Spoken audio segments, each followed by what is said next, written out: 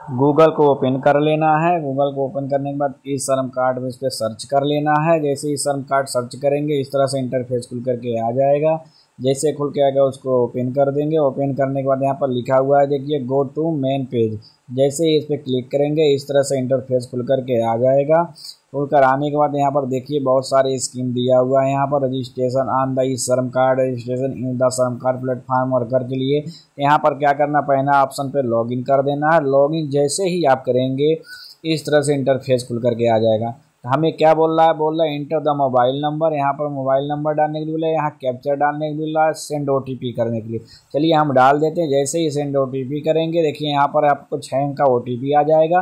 OTP डालेंगे, यहाँ पर अपना कैप्चर डालेंगे। कैप्चर डालने के बाद नीचे सबमिट दिया हुआ, सबमिट कर देंगे। सबमिट करने के बाद देखिए login use the withdrawal ID number बोलेगा। यहाँ पर आधार कार्ड से आप कर सकते हैं, विड्रॉल ID से कर सकते हैं। चलिए हम यहाँ पर आधार कार्ड से हम कर लेते हैं। यहाँ पर क्या करेंगे, हम आधार कार्ड पे क्लिक कर लेंगे, अपना आधार कार्ड नंबर डालेंगे। यहाँ पर आधार कार्ड नंबर डालने के बाद यहाँ पर 3 ऑप्शन दिया हुआ है, फिंगरप्रिंट दिया हुआ, IRC दिया हुआ, OTP। हम चलिए इस पे OTP पर क्लिक कर लेते हैं। यहाँ पर अपना यहाँ पर कैप्चर डालेंगे। कैप्चर डालने के बाद जैसे ही सबमिट कर देंगे। सबमिट करने के बाद फिर इंटरफेस खुल करके आ जाएगा। यहाँ पर देखिए OTP आ गया है। OTP आपको यहाँ पर जनरेट कर देना है।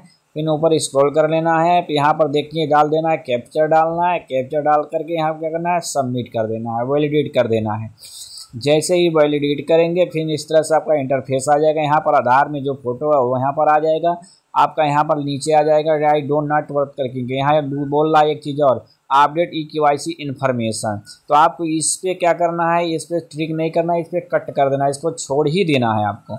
यहाँ पर चलिए हम इसको छोड़ देते हैं। यहाँ पर अपडेट EKYC इन्फॉर्मेशन पर क्लिक कर देते हैं।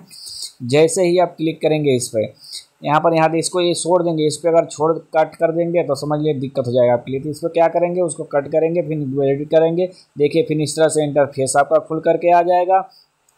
जैसे ही इंटरफेस इस तरह से खुल करके आएगा, यहाँ पर आपको दिया हुआ लॉगिन फॉर द जॉब, यहाँ पर ऊपर दिया हुआ है इस तरह का इंटरफेस। यहाँ पर जैसे ही ओपन करेंगे इस तरह से आपका ई श्रम कार्ड अपलोड होकर के आ जाएगा। सब कुछ आपको इसमें दिख जाएगा। ऊपर दिया हुआ है डाउनलोड UN कार्ड। तो आपको इतना ध्यान देना है, UN नंबर के लिए आपको कार्ड को क्या करना है, डाउनलोड कर लेना है। क्योंकि अगला स्टेप में आपको UN नंबर की ज़रूरत पड़ेगी।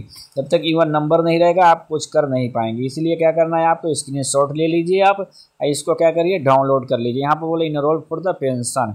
यहाँ पर चौथा ऑप्शन दिख रहा है इनरोल फॉर द ऑप्शन। जैसे ही क्लिक करेंगे इस तरह आ जाएगा और क्लिक हेयर कर देंगे। क्लिक हेयर करने के बाद फिर इस तरह से इंटरफेस आपका खुल करके आ जाए। सेल्फ द इन्फॉर्मेंट बोल रहा है यूजिंग मोबाइल नंबर OTP द्वारा। चलिए यहाँ पे क्लिक कर लेंगे, अपना मोबाइल नंबर जैसे ही डाल देंगे यहाँ पर प्रोसेस कर देंगे। चलिए हम मोबाइल नंबर डाले, प्रोसेस कर दिए। यहाँ पर फिर OTP आ गया। यहाँ पर चलिए हम OTP जनरेट कर लेते हैं। OTP जनरेट करने के बाद प्रोसेस कर देंगे। जैसे ही प्रोसेस करेंगे फिर इस तरह से इंटरफेस खुल करके आ जाएगा। डेस्ट मोड, वहाँ पर आपको क्या हुआ है दिख रहा है, 3 नंबर दिख रहा है, 3 बिंदु दिख रहा है, उस पर आपको क्लिक करना है। क्लिक करने के बाद देखिए यहाँ पर दे रहा है सर्विस पेंडिंग कंप्लीट। जैसे ही सर्विस पे करेंगे आपको इस तरह से इंटरफेस खुल करके आ जाएगा। बहुत सारे यहाँ पर स्टेटस है, आपको जो करना है कर सकते हैं। तो चलिए हमको क्या करना है, इन्वॉल्वमेंट पे जाना है। वहाँ पर जाने के बाद क्लिक करना है। यहाँ पर देखिए 3 ऑप्शन और ओपन हो जाएगा। प्रधानमंत्री श्रमयोगी मनधन योजना।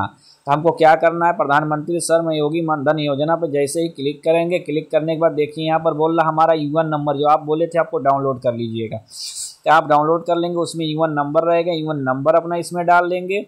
चलिए हम UN नंबर डाल लेते हैं। यहाँ पर बोला सब्सक्रिप्शन अपना डेट ऑफ बर्थ, अपना डेट ऑफ बर्थ डाल देंगे। वैलिडिटी यहाँ पर आधार UN नंबर डालने के बाद यहाँ पर डेट ऑफ बर्थ डालेंगे। चलिए हम ये भी कर लेते हैं। यहाँ पर आपको क्या करना है, डेट ऑफ बर्थ डालना है, यहाँ पर आधार नंबर डालना है। आधार नंबर डाल लेते हैं, सब्सक्रिप्शन आधार नंबर यहाँ पर डालेंगे। आधार नंबर डालने के बाद आपको क्या करना है, वेरीफाई कर देना है। हम यहाँ पर क्या करना है, वेरीफाई कर देना है। फिर नीचे बोलेगा आधार नंबर पे नाम डालने के लिए। तो हमको क्या करना है, आधार नंबर पे अपना नाम डाल लेंगे। यहाँ पर ईमेल ID भी बोल रहा है डालने के लिए, अपना ईमेल ID भी डाल सकते हैं। यहाँ पर मोबाइल नंबर डाल सकते हैं। फिर वेरीफाई कर देंगे, ये आपका हो गया। फिर यहाँ पर बोल रहा है जेंडर चूज करने के लिए, यहाँ पर एड्रेस डिटेल। तो अपना एड्रेस डिटेल जो है वो अपना फिल कर लेंगे। यहाँ पर एंटर पिन कोड डाल लेंगे, जो भी रीजन है सब कुछ यहाँ कर लेंगे। अदर डिटेल्स डालने के लिए बोल रहा है, तो आपको क्राइटेरिया क्या है, कैटेगरी क्या है वो आपको चूज कर लेना है। ऑब्जेक्शन क्या है वो चूज कर लेना है। यहाँ पर एक ऑप्शन दिया हुआ है विथर द मेंबर बेनिफिशियरी या NPS। यानी एनपीएस में आप जुड़े हैं तो नो कर देंगे, अगर आपको इनकम टैक्स देते हैं चलिए इस पर नो कर देते हैं। अब इधर द इनकम टैक्स, तो इसको भी हमको क्या करना है, नो ही करना है, क्योंकि हम इनकम टैक्स देते नहीं है। दो चीज़ आपको दिखेगा, इस पर आपको क्या करना है, क्लिक कर देना है, और यहाँ पर क्लिक करने के बाद यहाँ सबमिट दिया हुआ है। जैसे ही सबमिट करेंगे आपको इस तरह से इंटरफेस खुल करके आ जाएगा। Fill bank at the nominee details, यहाँ पर आपका बैंक अकाउंट डालना है या नॉमिनी नेम डालना है। यहाँ पर आपको तीसरा ऑप्शन क्या है, डाउनलोड मेथड फॉर्म, यहाँ पर अपना फॉर्म हो डाउनलोड कर लेंगे, सिग्नेचर उग्नेचर कर लेंगे, सिग्नेचर करने के बाद सब कुछ करने के बाद इसको अपलोड कर देंगे। और चौथा ऑप्शन आपका आ जाएगा अपलोड फॉर्म द वांटेड, तो वही जो अपलोड करना है वो फॉर्म को क्या करेंगे, अपलोड कर लेंगे। अपलोड जैसे ही करेंगे, अपलोड करने के बाद आपका पांचवा ऑप्शन खुल करके आ जाएगा। पांचवा ऑप्शन के लिए आपको पेमेंट कुछ करने के लिए बोलेगा, योगदान करने के लिए, वो समझ लीजिए। तो पेमेंट कैसे करना है इसको मैं ओपन करके आपको दिखा दे रहा हूँ, कितना कितना एज में पेमेंट लगता है, क्या क्या है, मैं पूरा विवरण दिखाऊंगा। चलिए हम इसको ओपन कर लेते हैं। जैसे ही ओपन करेंगे देखिए कुछ एंट्री आ गया है, यहाँ पर करके आपका एज देखिए 18 साल के अगर हैं तो सबसेक्शन एज है 60 साल आपको जमा करना है। 18 साल के हैं तो 60 साल आपको जमा करना है। कितना जमा करना है, 55 रुपये मंथली। अगर आप 55 रुपये मंथली जमा करते हैं तो आप 55 रुपये आपका गवर्नमेंट जो है सेंट्रल गवर्नमेंट वो जमा करेगा। कुल मिला करके आपको टोटल यहाँ पर देख लेंगे, अब टोटल है 110 रुपये।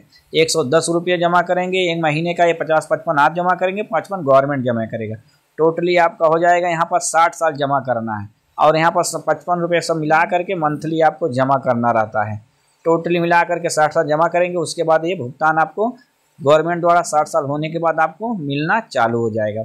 इस तरह से आप अपना जमा कर सकते हैं। अगर देखिए हम बताते हैं, अगर 18 साल से प्लस में है अगर, तो यहाँ पर 200 रुपये आप जमा करेंगे। 200 रुपये यहाँ पर करना है, 200 आपका गवर्नमेंट जमा करेगा।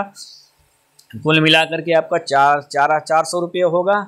इसको 40 साल जमा करना है। जैसे ही जमा करेंगे इस तरह से आपको विवरण है। उसके बाद आपका छठवां स्टेप जैसे ही ओपन करेंगे, यहाँ पर बोल रहा है, यहाँ पर देखिए ई पेंशन, यहाँ पर आपको छठवां ऑप्शन के लिए क्या बोल रहा है, यहाँ पेमेंट का ऑप्शन हो गया। छठवां ऑप्शन के लिए बोलेगा डाउनलोड करने के लिए, डाउनलोड कार्ड। जैसे ही क्लिक करेंगे आप डाउनलोड कार्ड पे, आपका ये ओपन हो जाएगा, डाउनलोड कार्ड ओपन हो जाएगा, डाउनलोडिंग हो जाएगा।